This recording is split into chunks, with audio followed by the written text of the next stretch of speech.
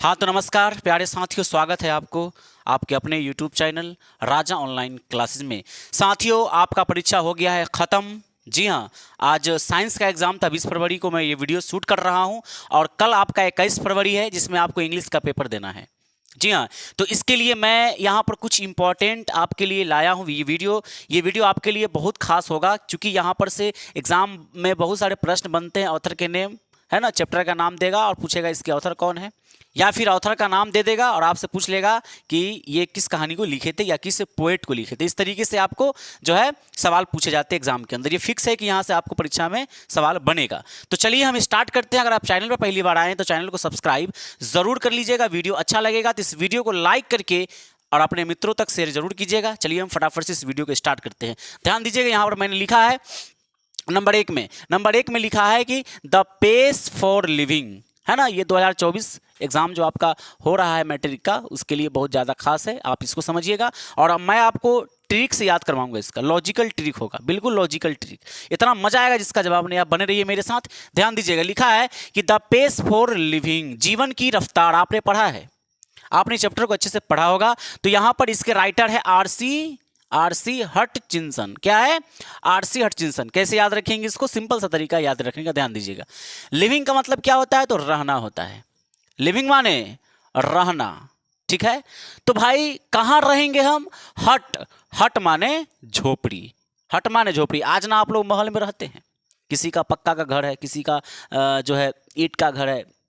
आज ना हो गया है, लेकिन बहुत पहले आप जाइएगा तो सब पहले के लोग झोपड़ी में रहते थे, है कि नहीं है। तो द पेस फॉर लिविंग, है ना, the pace for living, living मतलब रहना, इससे रिलेट कीजिए। हट मतलब झोपड़ी, हट मतलब झोपड़ी। कहाँ रहते हैं? तो झोपड़ी में रहते हैं, यानी द पेस फॉर लिविंग के राइटर आरसी हटचिंसन। इतना ही काफ़ी आपको इसको रिलेट करने के लिए।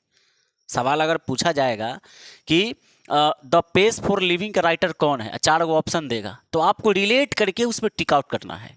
याद हो गया हो, उम्मीद करते हैं। Number 2, me and the ecology beat. Me and the ecology beat, इसके राइटर कौन है? तो इसके राइटर है जॉन। कौन है? जॉन लेक्सौ। जॉन लेक्सौ क्या है? इसके राइटर है जॉन लेक्सौ। कैसे याद रखेंगे? तो सिंपल से आप याद रखिएगा। मी मतलब क्या होता है? तो मी का मतलब होता है मैं। मी का मतलब मैं। और यहां पर देखिएगा कि मी एंड इकोलॉजी बिट, यानी कि मैं और जॉन। जॉन क्या है? तो जॉन कोई लड़का है। जॉन कोई लड़का है, तो मैं और जॉन, ठीक है। और यहां पर जो है ना लेक्सू लिखा हुआ, इसको रिलेट कीजिए लक्स साबुन से। किससे रिलेट कीजिए? लक्स साबुन नहीं होता है लगाने वाला, मुंह में लगाने वाला, मतलब हम लोग नहाते हैं उससे। तो क्या करेंगे? कहेंगे आप यहां पर कि मैं और जॉन लक्स साबुन यूज करते हैं। लक्स साबुन से नहाते हैं, या लक्स साबुन खरीदते हैं, या उसको यूज करते हैं। इस तरीके से आपको इसको रिलेट करना है। तो मी एंड द इकोलॉजी बिट, यानी मैं और जॉन लक्स साबुन से नहाते हैं, यानी कि जॉन लेक्स यू, ठीक है। चलिए नंबर 3, गीलू। गीलू के राइटर कौन है? महादेवी वर्मा। गीलू का राइटर है महादेवी वर्मा। कैसे याद रखेंगे? बड़ा सिंपल सा है, ध्यान दीजिएगा। देखो, गांव देहात की भाषा में आप ना कहते हैं माँ। देखिए, महादेवी से इसे रिलेट कीजिए। माँ गीलू, माँ गीलू, गीलू गीलू गीलू, यानी कि गीलू।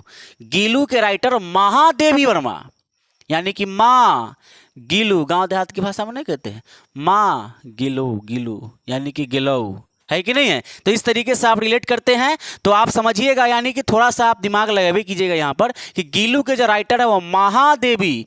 गीलू, माँ गीलू, गीलू मतलब गिल्लू के राइटर है महादेवी वर्मा, ठीक है। Number 4, what is wrong with Indian films. What is wrong with Indian films, यानी कि मतलब कि भारतीय फिल्म में अचूक क्या है। भारतीय फिल्म में ऐसी क्या अचूक है, ये आपका चैप्टर है। इसके राइटर है सत्यजीत रे, है ना, सत्यजीत रे। आप ध्यान दीजिएगा कि जो इंडिया का फिल्म होता है ना, भारत का फिल्म, वह सत्य घटना पर आधारित होता है। किस पर आधारित होता है? तो सत्य घटना पर आधारित होता है। तो आपको ऐसे याद रखना है कि इंडियन फिल्म्स का राइटर है सत्यजीत, यानी इंडियन फिल्म सत्य घटना पर, सत्य मतलब सत्यजीत रे। बात समझ गए आप? चलिए, याद हो गया होगा। नंबर 5 की बात करते हैं। Acceptance speech. एक्सेप्टेंस स्पीच के राइटर कौन है? तो इसके राइटर है ऑंग सान सू की। ऑंग सान सू की। कैसे याद रखेंगे? बड़ा अच्छा है, ध्यान दीजिएगा। Acceptance speech. स्पीच का मतलब क्या होता है? भाषण।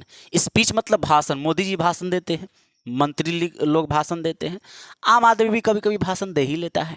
ठीक है, तो भाषण अगर कभी कभी कोई देता है ना, तो कभी कभी देखिएगा कि कोई कोई भाषण समझे में नहीं आता है, यानी कि मतलब बुझाए में नहीं करता है कि अगला आदमी जो बोल रहा है वो क्या बोल रहा है। आम इमली कटर बोलो, समझ में नहीं आता है कि नहीं है? तो हम कहते हैं क्या आऊं पाऊं बक रहा है कि नहीं है? भाषण देने उन्हें आता नहीं है, चढ़ गया स्टेज पर, समझ में नहीं आता, आऊं पाऊं बक रहा है। याद कीजिए, दिमाग तुरंत लगा लीजिए यहां पर कि भाई एक्सेप्टेंस स्पीच, भाषण जो दे रहा था ना, आ पा बक रहा था, तो आंग सान सू की। समझ में नहीं आया तो हमने क्या कहा? अरे भाषण समझ में नहीं आता है, पता नहीं क्या दे रहा हूँ, पाँव बक रहा है कि नहीं है? तो इस तरीके से आपको रिलेट करना है। Number 6, once upon a time. Once upon a time, इसके राइटर कौन है? Toni Morrison. कौन है? Toni Morrison. ध्यान दीजिएगा, एक समय, ध्यान दीजिएगा, एक समय, ए टाइम का मतलब एक समय। एक समय, एक समय क्या हुआ? टॉनी, टॉनी एक नाम है ना? टॉनी एक नाम है और बहुत ही फेमस नाम है। टॉनी कक्कर भी आप समझेंगे, ये गायक है, गायिका है। तो ए टाइम मतलब कि वंस अपॉन ए टाइम, यहां से रिलेट कीजिए। ए टाइम, एक समय, टॉनी मॉरिसन, टॉनी मर गई। टॉनी मर गई। भाई बहुत बड़ी एक्ट मतलब कि गायिका थी, मर गई। हम उससे मिलना चाहते थे लेकिन नहीं मिले, पता चला कि मर गई। एक समय टॉनी मॉरिसन, टॉनी मर गई, टॉनी मर गई मॉरिसन। ठीक है, चलिए number 7, the unity of Indian culture, यानी कि भारत की सभ्यता। ध्यान से समझिएगा, इंडियन कल्चर में हम लोग क्या पढ़ते हैं भाई साहब? भारत की सभ्यता में क्या पढ़ते हैं? हुमायूं के बारे में पढ़ते हैं, कबीर के बारे में पढ़ते हैं, कबीर दास के बारे में पढ़ते हैं, यही सब तो पढ़ते हैं, है कि नहीं है? तो ध्यान से समझिएगा कि इंडियन कल्चर में हमें क्या पढ़ाया जाता है? हुमायूं, कबीर। तो आप तो ऐसे ही इसको डायरेक्टली याद रख सकते हैं।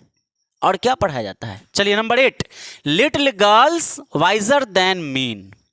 छोटी बच्ची। लिटिल गर्ल्स का मतलब क्या होता है? छोटी बच्ची, छोटी बच्ची। अब इसके राइटर है लियो टॉल्स्टॉय। लियो टॉल्स्टॉय इसके राइटर हैं। कैसे याद रखेंगे? सिंपल याद है, याद करने का तरीका समझिएगा। छोटी बच्ची को अगर आप गोद लेंगे, कोई भी छोटी बच्ची, आपके घर के हो सकते हैं, आपके पड़ोस के हो सकते हैं, या फिर कहीं रिश्तेदार के हो सकते हैं, तो बहुत छोटी बच्ची है तो उसको खेलने के लिए क्या चाहिए? खिलौना चाहिए। तो छोटी बच्ची आप लेंगे तो उसको खेलने के लिए खिलौना दीजिएगा कि नहीं? देखिए, टॉय, टॉय मतलब क्या होता है? खिलौना। छोटी बच्ची को आप लीजिएगा तो खिलौने ना दीजिएगा, कि उसको और क्या दे सकते हैं आप बताइए? तो यही चीज आपको याद रखना है, little girls visor then man. छोटी बच्ची को, यानी छोटी बच्ची को गोद लेंगे, बस इतने आपको रिलेट करना है, तो खिलौना देंगे। Toy, toy, Tolstoy, Leo Tolstoy. याद हुआ नंबर? तो यहां पर ये खत्म हुआ, ये आपका कहानी वाला चैप्टर था, ये सब खत्म हो गया। उम्मीद करते हैं कि आपको याद हुआ होगा। अब यहां से स्टार्ट होता है पोइट्री। तो नंबर 1 में क्या है? God made the country. God made the country, इसके राइटर का नाम विलियम कॉपर। William copper. कैसे याद रखिए? देखिए, कॉपर से आपको कॉपर याद रखना है। कॉपर क्या है? एक धातु है, आप तो साइंस में पढ़े ही हैं। तो धातु को कौन बनाया? गॉड ने बनाया, भगवान ने बनाया। तो God made the country, William copper इसके राइटर। हो गया। Number 2, odd on solitude. Odd on solitude, इसके राइटर कौन है? Alexander pope. कौन है? अलेक्जेंडर पोप इसके राइटर है। कैसे याद रखेंगे? बड़ा आसान है, ध्यान से समझिए, बड़ा लॉजिकल ट्रिक है। सॉलिट्यूड का मतलब हो गया सैल्यूट करना, समझिए आप इसको। सैल्यूट समझते कब होता है? जैसे मान के चलिए कि अगर 15 अगस्त है, अभी अभी 26 जनवरी खत्म हुआ है, तो 26 जनवरी हो या 15 अगस्त हो, है ना, जो भारत में हम लोग बहुत ही अच्छे तरीके से इसको सेलिब्रेट करते हैं, है कि नहीं है? तो देखे होंगे आप टीवी में कि जब 15 अगस्त में जब झंडा जब झंडा तोलन होता है तो देखिएगा भारत के जितने भी जवान हैं, है कि नहीं है, वो सब ऐसे सैल्यूट करता है। जितने भी लोग हैं सभी सैल्यूट करते हैं, हम लोग भी सैल्यूट करते हैं, सब लोग सैल्यूट करते हैं। तो ऐसे जब सैल्यूट करते हैं तो देखिएगा वहाँ पर टीवी में दिखाया जाता है कि वहाँ पर एगो बाजा बजाता है, पों पा बजता है कि नहीं, पों, इस तरीके से नहीं बजाता है। तो याद रखना है आपको, यानी कि मैं सिर्फ आपको याद करने का तरीका बता रहा हूँ कि जब सैल्यूट करते हैं तो पों पा वाला आवाज़ देखे होंगे ना आप, जब 26 जनवरी या 15 अगस्त में टीवी पर मोदी जी जब झंडा फहराते तो वहां पर देखिएगा भारत के जवान को। तो यहां पर हो गया अलेक्जेंडर पोप, ठीक है। चलिए आगे बढ़ते हैं। Number 3, polythene bag. Polythene bag के राइटर है दुर्गा प्रसाद पांडा। दुर्गा प्रसाद पांडा कैसे याद रखेंगे, सिंपल आपको याद रखना है। पॉलीथीन मतलब समझते हैं, पॉलीथीन बैग, और वही पॉलीथीन बैग जिसमें आप सामान खरीद कर लाते हैं मार्केट से, तो उस बैग को आप लेकर कहाँ गए, दुर्गा पूजा देखने। कहाँ गए, देखिए दुर्गा से आपको दुर्गा पूजा याद रखना है, या कोई भी पूजा को आप समझ सकते हैं। तो दुर्गा पूजा आप देखने गए, दुर्गा पूजा वाला मेला में गए, तो वहां पर प्रसादी बांटा।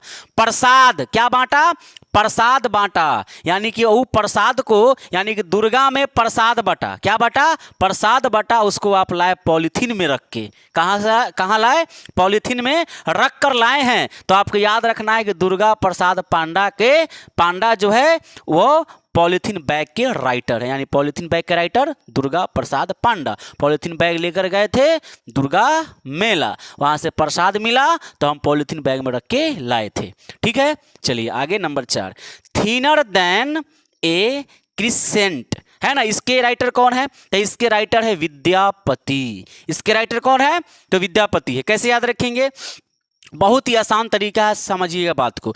थिनर से ना, देखिए थिनर का मतलब क्या होता है कि थिनर मतलब साफ कर देना, किसी चीज को साफ कर देना। अगर ऐसे ही नहीं तो ऐसे याद रखिए, थिनर से आपको थूरन याद रखना है। थूरन यानी कि विद्या मतलब शिक्षा। नहीं पढ़ेगा, विद्या नहीं लेगा तो तुमको थूर देंगे, है कि नहीं। नहीं कहते जो विद्या नहीं लेता है उसको वो थुराता है, घर में भी थुराता है माँ बाप से, है कि नहीं, टीचर से भी थुराता है। तो जो विद्या नहीं प्राप्त करेगा उसको थूर देंगे, यानी थिनर देन ए क्रिसेंट के राइटर जो विद्यापति है। The empty heart, the empty heart के राइटर कौन है, इसको समझिएगा। द इम्पटी हार्ट मतलब दिल खाली, यानी कि इसके राइटर है थूरन। कौन है इसके राइटर, तो इसके राइटर है थूरन। कैसे याद रखेंगे, बड़ा आसान है, ध्यान से समझिएगा। अगर हार्ट जो है हमारा, हार्ट यानी दिल, अगर दिल खाली हो गया तो इसको रख के क्या कीजिएगा, इसको रख के कुछ नहीं कीजिए, इसको थूर दीजिए। क्या कीजिए, इसको थूर दीजिए। सिर्फ याद करने के लिए लॉजिकल ट्रिक बनाया गया है, आप समझिएगा। तो द एम्प्टी हार्ट का राइटर हो गया थूरन, से आपको याद रखना है। यहाँ पर नंबर 6 यहाँ पर लिखल है कोयल, यानी इसके राइटर कौन है, पूरन सिंह। कैसे याद रखना है, ध्यान दीजिएगा। इस कोयल को ना आप ऐसे याद रखेंगे, कोल याद रखेंगे इसको, है ना। कोल का मतलब होता है कोयला। कोल का मतलब क्या होता है, कोल का मतलब होता है कोयला, कोयला, है ना। इस कोल का मतलब कोयला होता है। और ये कोयला जो है बहुत पुराने समय से है, नया में थोड़ी है, पुराने समय से है। तो आपको ऐसे याद रखना है कि जो यहाँ पर लिखा हुआ है कोयल, इसके राइटर है पूरन सिंह। तो कैसे याद रखेंगे, कोयला, कोयला जो होता है ना पुरान है, पुरान है, यानी कि पुराना है, कोयला पुराना, यानी पूरन सिंह, ठीक है। Number 7 the sleeping Potter, the sleeping Potter के राइटर है लक्ष्मी प्रसाद देवकोटा। लक्ष्मी प्रसाद देवकोटा। स्लीपिंग का मतलब क्या होता है, सोना। स्लीप मतलब सोना होता है। तो भाई अगर कोई सूतल रहेगा तो ओकरा पास लक्ष्मी आएगा, लक्ष्मी धन आएगा, नहीं आएगा, लक्ष्मी नहीं आएगा। और जब लक्ष्मी नहीं आएगा तो वो प्रसाद कहाँ से बांटेगा, नहीं बांटेगा। तो याद रखिएगा जो सूतल रहेगा उसके पास लक्ष्मी नहीं आएगा, यानी the sleeping Potter Lakshmi Prasad Devkota. Number 8 Martha, Martha, Martha का राइटर है वाल्टर डेला मेयर। वाल्टर डेला मेयर। आप कैसे इसको याद रखेंगे, बड़ा आसान है। मार्था, है ना, मार्था। देखो वाल्टर से आपको याद रखना है वाटर। वाल्टर को आप रिलेट कीजिए वाटर से, वाल्टर को रिलेट कीजिए वाटर से, यानी वाटर यानी पानी में, वाटर में डेला, डेला से ढेला याद रखिए, डेला, डेला से ढेला याद रखिए, ढेला यानी पानी में ढेला। मारा कौन, मार्था, मार्था पानी में ढेला मारा, मार्था पानी में ढेला मारा, यानी कि मार्था के राइटर वाल्टर डेला मेयर। मैं उम्मीद करता हूं साथियों कि मतलब मुझे पूर्ण विश्वास है कि आपको ये सारी बातें जो मैंने ट्रिक से बताने का प्रयास किया उसमें मैं सफल जरूर रहा हूँगा। उम्मीद करते हैं कि आपको याद हो गया होगा इस ट्रिक की मदद से। अगर आपको एक बार में याद नहीं होगा तो आप इसको 2 बार देखिए, 3 बार देखिए, लेकिन आप इसको याद करके ज़रूर जाइएगा कल के एग्ज़ाम में। यहाँ से आपको बहुत लाभ आपको मिलने वाला है। उम्मीद करते हैं कि आपका कल का भी एग्ज़ाम बहुत अच्छा होगा। जैसे आज साइंस का एग्ज़ाम अच्छा हुआ था 20 फरवरी को, उसी तरह 21 फरवरी का आपका लास्ट एग्ज़ाम होने वाला है, उसमें भी आप अपीयर जरूर होंगे। तो मिलते हैं आपके साथ एक नए वीडियो में, एक नए जोरदार वीडियो के साथ। तब तक के लिए इजाजत दीजिए। जय हिंद, जय भारत, वंदे मातरम।